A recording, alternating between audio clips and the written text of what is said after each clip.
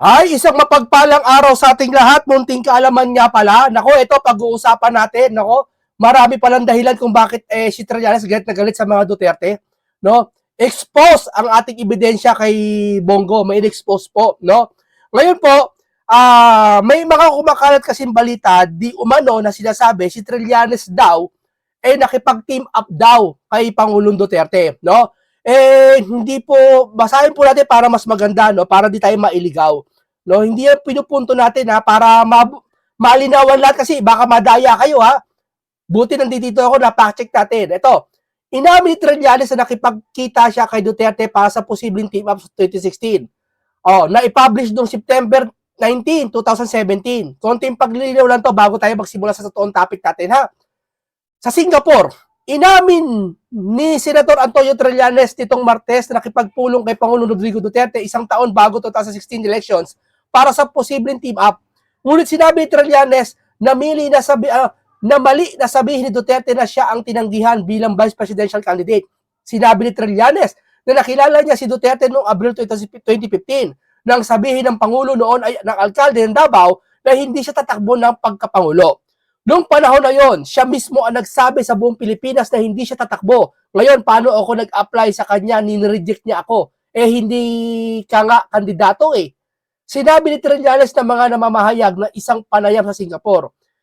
Nasa Singapore si Trillanes para mapabulaanan ang sinabi ni Duterte na nagmamay-ari siya ng foreign accounts, particular, ito, ayan, kayo na po, ayan o, dito naman banda, sa baba naman po, dito naman banda, ang objective ng meeting, exploratory for possible team up, pero ang sabi niya, hindi siya tatakbo. Wala na kaming pinag-usapan, it becomes social conversation, Trillanes said.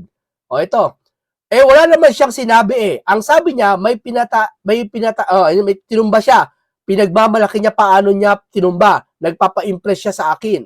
Hindi naman ako na-impress eh. Lalo nang naging impression ko sa kanya, may diferensya sa pag-iisip para tong hitman na he added.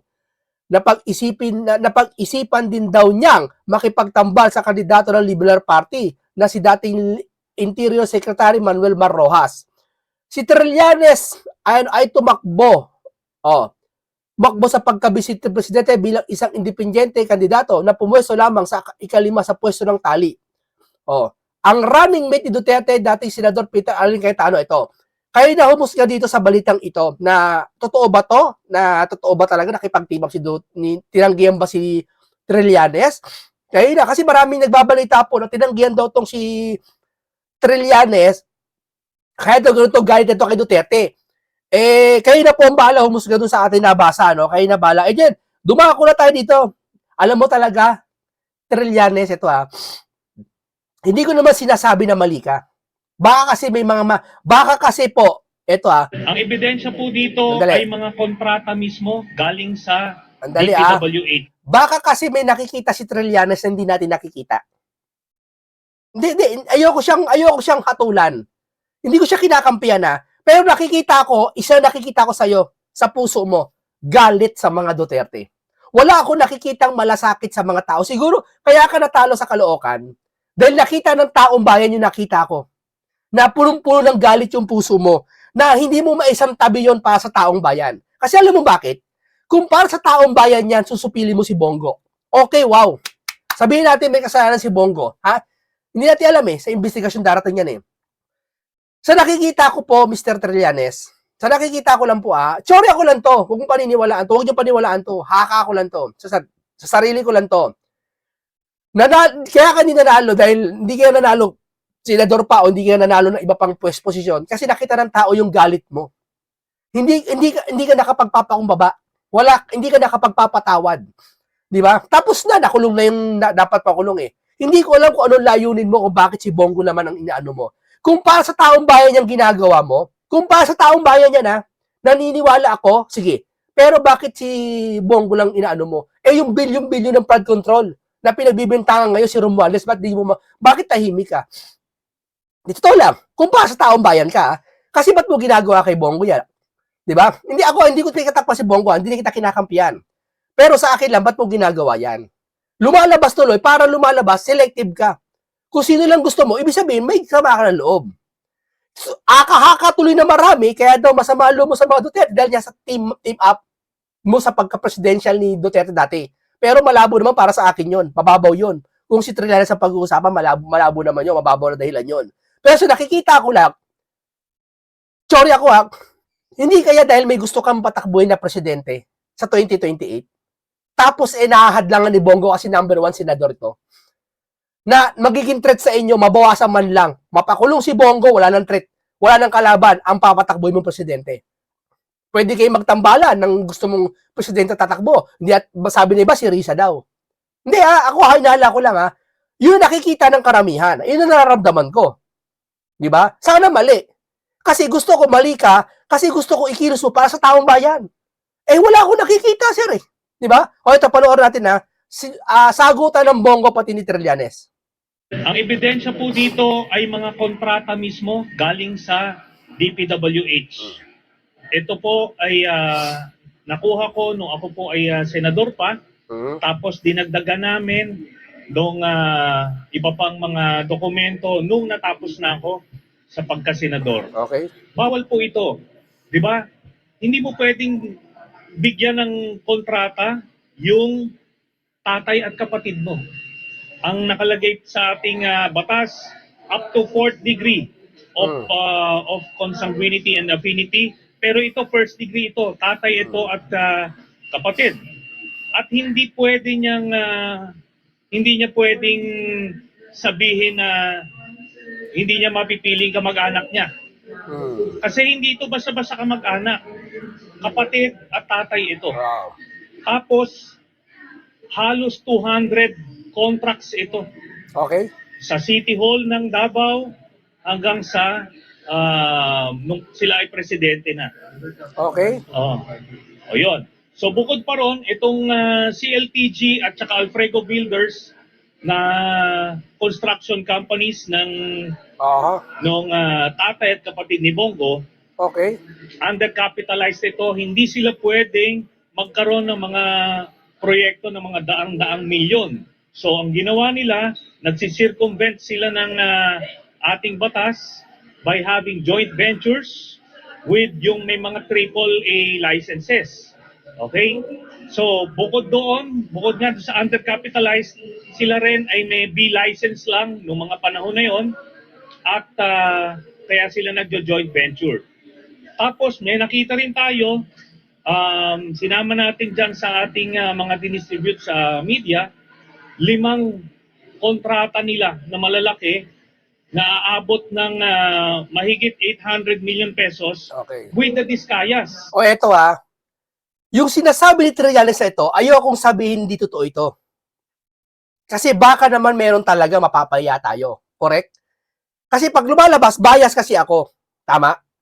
Kasi sa akin lang, gusto kong patunayan ni Trillanes, hindi lang sa demanda kay Bongo o nag-file ng case siya. Dapat may hawak din siya mga ebidensya na ipinakita sa social media. Kung yung ebidensya na ipinakita mo sa otoridad, dapat sa amin din. Ipakita mo, ito ebidensya ito. Pwede may Facebook page ka naman, pwede mo ipakita, makikita namin yon, di ba? Para makakampanti kami na hindi ko kinakampihan si Bongo, hindi ko rin kinakampihan si Trillanes dito. Ang sa akin lang, dapat nagpakita ka ng ebidensya. Hindi ho ba? Kasi mas lumilitaw kasi parang ang lumalabas, nagpaparatang ka niyan. Sa akin lang kailangan may bukang ebidensya bago mo mag-file ng case. Kasi yung pala, sabi ni Bongo ilang beso pala ginawa yan hindi ko alam kung na-dismiss si Bongo o hindi naman napakulong si Bongo. So ibig sabihin, walang matibay na ebidensya. Kaya hinala ng iba, baka daw ito ginagawa mo, kaya mo na to ginagawa kasi nagpapalakas sa 2028. Parang demolition job kay Bongo. Tama ho ba? Yun ang hinala ng karamihan, Kaya yung sinasabi ni Bongo na hindi niya kilala yung mga Diskaya, may joint venture yung tatay at kapatid niya. May possible hindi kilala talaga ni Bongo to. May possible. Oo. Kung talagang kay Duterte lang siya nalalagi yung mga panahon na busy siya. Diba? Tapos, paano nagkakilala itong mga ito? Diba? Kaya nagkakilala kasi sir, malaking pera kasi ang kontraktor sir. Ang mga diskaya nga, daming kilala, mga congressman yung mga pinangalanan pero hindi binanggit, hindi pinatawag na ICI Doon ka magtaka. Dapat yun ang questionin mo, sir. Di ba? Hindi lang si Bongo, sige, hindi ko kinakampihan si Bongo na questionin mo. Kasi malay mo totoo Pero dapat questionin mo rin si Romualdez. Huwag lang si Bongo, sir. Kasi lumalabas, sir, parang lumalabas, ano ba paniniwala namin? Sa taong bayan ka ba, sir? Parang ganun Kasi gusto namin makita na pa sa taong bayan ka. Kasi yan, nakatakbo ka sa mataas na posisyon bilang senador dati. Di ba? Siyempre, expected namin na pa sa taong bayan ka, maglilingkod ka. Di ba? Tama. Dapat, hindi lang si Bongo ang inaano mo. Dapat yung iba din. Kasi bakit? Sayang yung galing mo Hindi para sa akin Di ba? Sayang yung talino mo. Pwede lang hindi si Bongo, yung mga Romualdez pa. Dikdikin mo sila. Di ba magaling ka, napakulo mo nga si Tatay Digong, di ba? Sabi. Dapat ito dito mo, kung yung isasalin mo doon sa mga mastermind, yung galing mo, kung paano mo napakulong na sinasabi nila na si Tatay Digong, na isalin mo ngayon sa mga mastermind. Sana bayani ka ngayon. Tama, mali. Di ba? Yan yung mga problema ni Bongo na harapin niya pagka naisampa na to. Tatay at kapatid, binigyan mo ng bilyon-bilyon na kontrata. While you were in power, covered nila yon. Alam naman natin na magkadugtong ang bituka ni Bongo at Duterte. Nandun na tayo, sir. Nandun na tayo. Walang problema doon. Kaya hindi niya pwedeng ipagkaila na hindi na impluensyahan ito. Sino po ang main underwriting? Si Bongo. Kasi siya yung central figure dun sa tatay at kapatid. Tapos yung kanyang relationship with Duterte. Kasi para sa akin, sir, ito patuloy natin. Enable this. May flood control, merong mga road widening, lahat-lahat. At ito nga, ang assumption natin dito, kahit na kompleto o nagawa yung proyekto, pero yung offense niya is hindi dapat sa tatay at kapatid. Tamo kahit kompleto, kahit nagawa niya yung proyekto, tapos hindi dapat sa kapatid, sir, paninilip yan, sir Napakababaw niyan, sir. Hindi totoo lang napakababaw niyan para sabihin natin si Bongo kakasuhan natin. Kung totoo yun kung malinis yung flood control na tatay niya, na kung saan pinondo, tinulungan ni Bongo makapasok sa gobyerno para makuha siyang kontraktor yung magulang niya. Kung gano'n kung alimbawa lang tapos wala ka pala makikita ang ghost project kasi hanggang ngayon dapat may mapakita ang ICI man lang o investigation kay Bongo na may ghost project ang tatay niya. Para mismo sabi ni Bongo, tandaan natin sinabi ni Bongo, huwag natin kakalimutan sinabi ni Bongo. Ano sinabi ni Bongo? Ni Senator Bongo, ano sinabi niya? Kakasuhan niya ang sarili niyang pamilya kung mapatunayan. Dapat ganun, sir. I-challenge niyo, sir, yung sinasabi ni Senator Bongo. Nakakasuhan niya. Pag hindi niya kinasuhan, di walang isang salita si Bongo. Dapat, sir, may ebidensya tayo. Mas maganda po ang laban sana. Ito lang. Sabi ko nga, sayang ang galing mo kung magaling ka. Sayang. Di ba? Dapat yung galing mo maisalin sa iba pa na matuklasan mo kung sino mastermind ng flood control na to. Kasi kay Bongo, wala ako nababalitaan. May ghost project ba si Bongo? Kung meron, ilabas sa social media. Hanggang ngayon, wala ako nakikita Na-search ako, wala ako makita Baka po sa inyo, meron sir, ilabas mo na sa social media mo para hindi na kami mangapa. Ang nag-benepisyo. Ang nakalagay sa ating batas, up to 4th degree of consanguinity and affinity. Pero ito, first degree ito. Tatay ito at kapatid. Undercapitalized ito. Hindi sila pwedeng magkaroon ng mga proyekto ng mga daang-daang milyon. So, ang ginawa nila, nagsisircumvent sila ng ating batas by having joint ventures with yung may mga AAA licenses. Okay, ito naman. Tingnan natin ito. Panoorin naman natin sagot ni Bongo, ha? I have been expecting this complaint, and now we are in the proper forum to prove the baselessness. Pero ito lang basing ito lang bago tayo magsimula.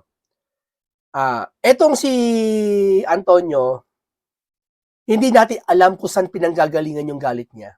Na hanggang ngayon, hindi siya makamove on. Totoo lang. Hindi siya makamove on dun sa galit kay Duterte. Sa bagay, kinasuhan siya, wala kasi, totoo naman, wala masilip kay Trillanes na bilang korupsyon. Sa bagay, maiintindihan mo kasi nakasuhan si Trillanes yung mga panahon na yon. ng panahong administrasyon ng Duterte.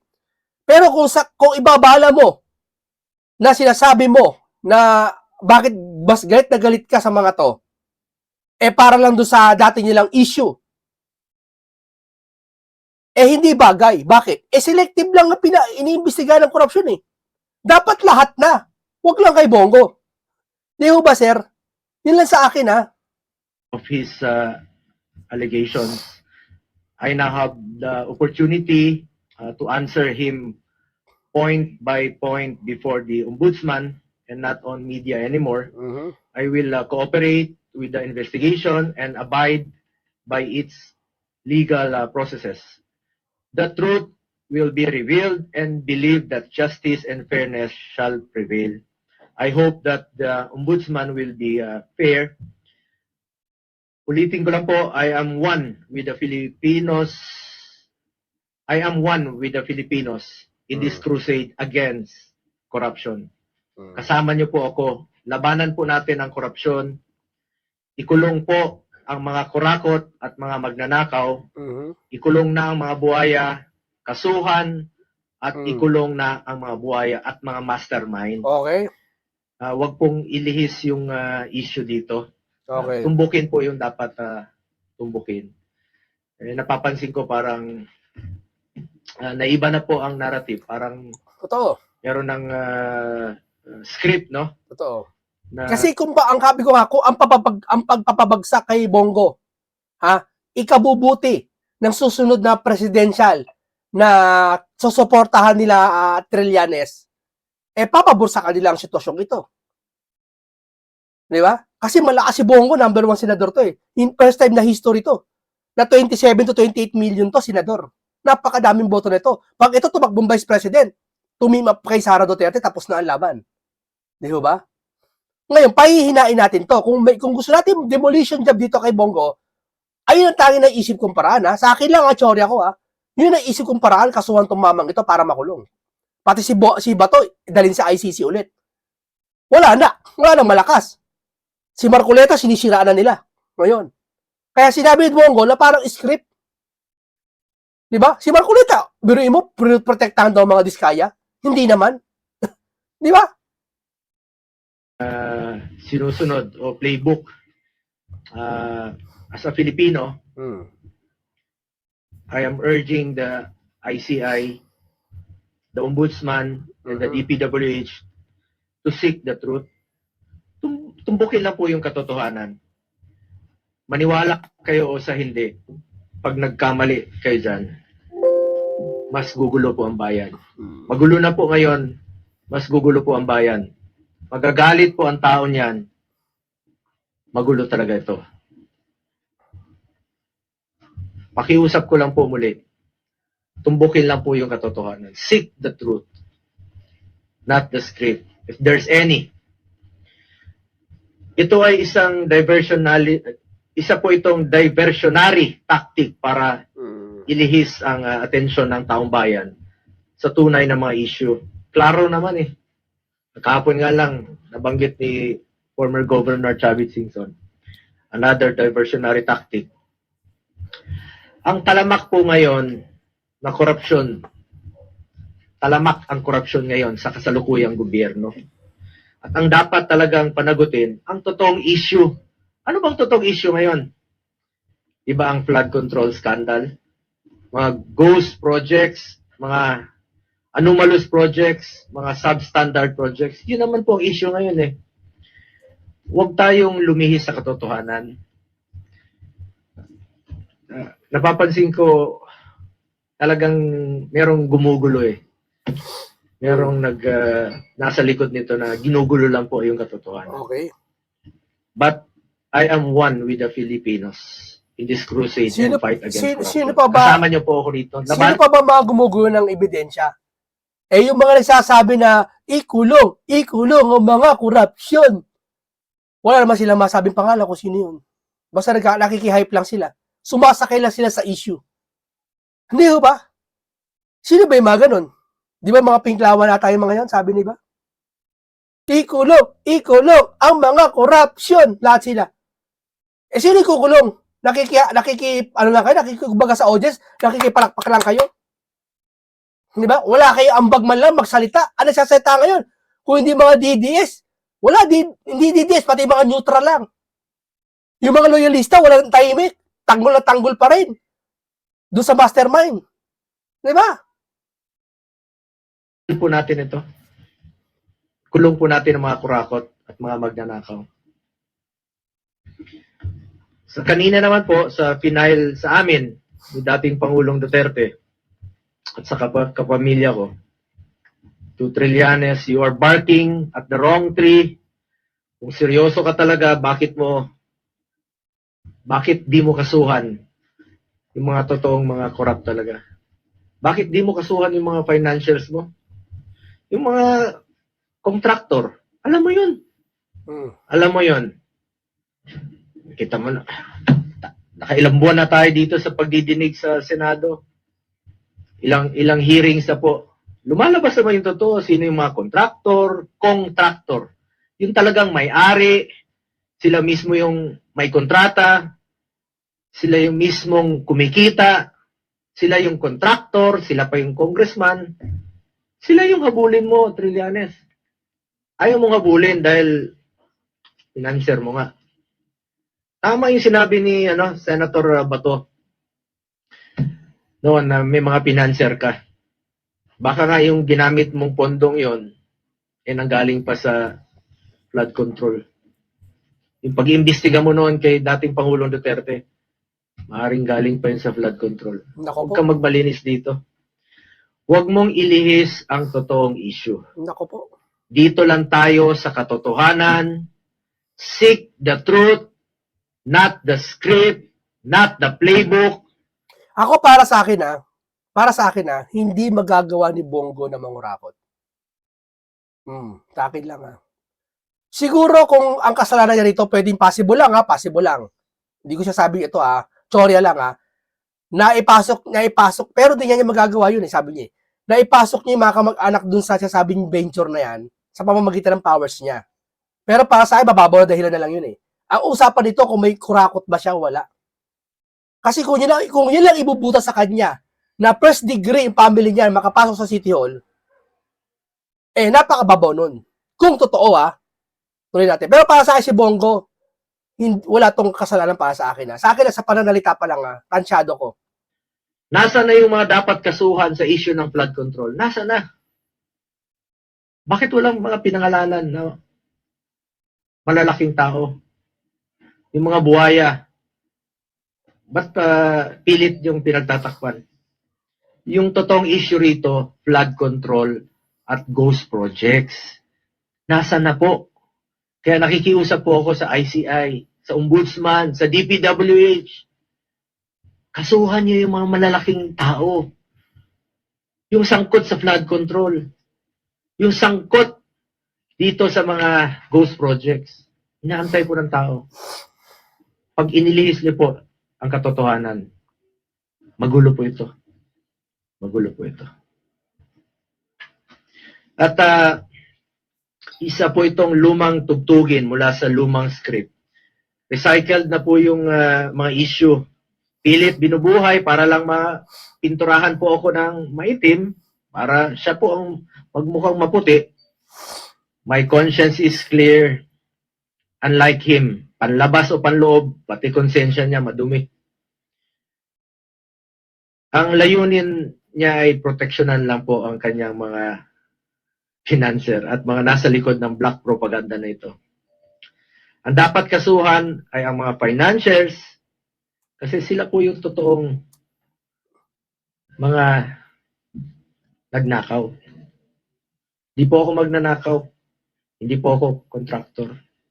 Senador po ako na nagsiservisyo lang po sa ating mga kababayang Pilipino. May delikadesa po ako. Yung prinsipyo po ko po sa buhay, yan lang po ang pwede kong pangalagaan sa ngayon. Pangalan ko po at hindi ko sasayangin yan. Kesa sayangin natin dito sa walang kwentang paninira. Natrabaho na lang po ako. Serbisyo, pagmamalasakit at sipag po ang pwede kong ialay sa ating mga kababayang Pilipino. Tingnan nyo lang po kung hindi ba recycled ito, rehash. 2018, Hmm.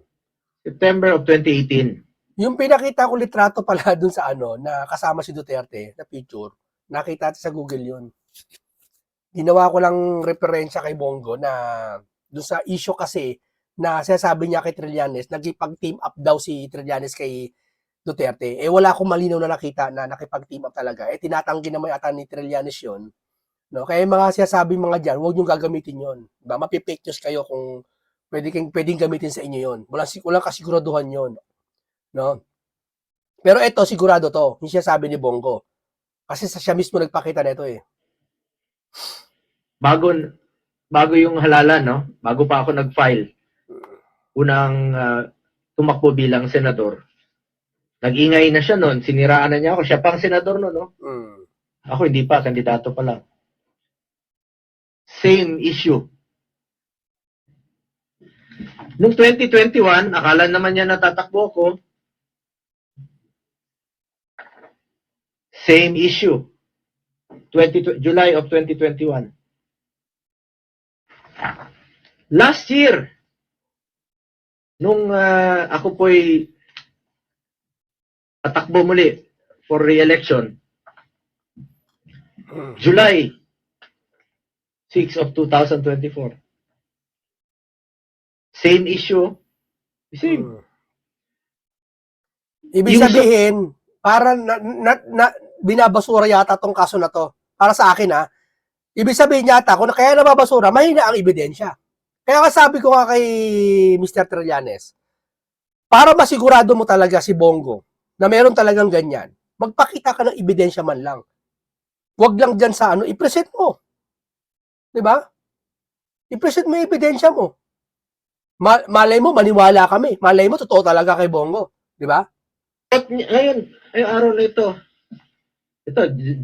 July of 2024, last year po ito. Yung suot niyang polo, pareho pa rin ng kulay. Nagkataon lang. Ngayon. Rehash pa rin, pati polo niya, rehash pa rin. Ginamit muli. Yun pa rin ang ginamit niyang paninira sa akin. Para siya ang pumuti. Polo na nga siya ng puti para pumuti kunwari. Pero yung kanyang hangarin ay napaka dumi. Alam nyo, nung ako po ay nag-obserba ng delikadesa sa buhay ko, baka pamilya niya po hindi. Nabalitaan tayo noon, mismo yung tatay niya naging dealer po sa GHQ ng Armed Forces. Nako, expose yan At nabalitaan nga natin na expose yan. kakasino rin. Hindi, nagsalita si Trillanes tungkol dyan na parang parang ewan ko, babaw yata na dama yung pamilya.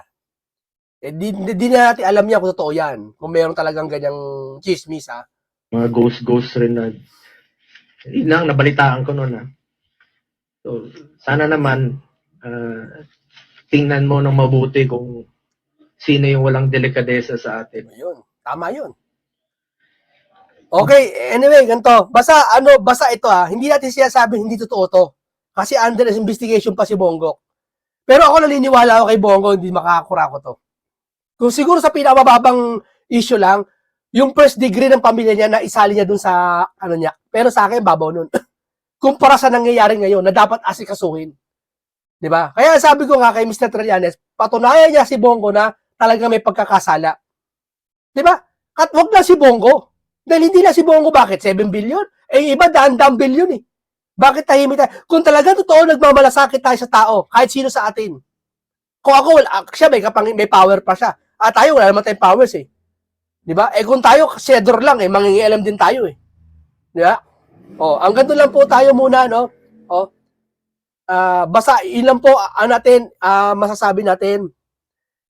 Hintayin natin ang magiging tugon, ano mangyayari, kung totoo ba ito, kung sino mapapaya sa bandang huli. Mas maganda, ilabas mo na, Trillanes, yung mga ebidensya mo dyan, para talaga matapos. Diba? Kung totoo, paalam po sa inyong lahat.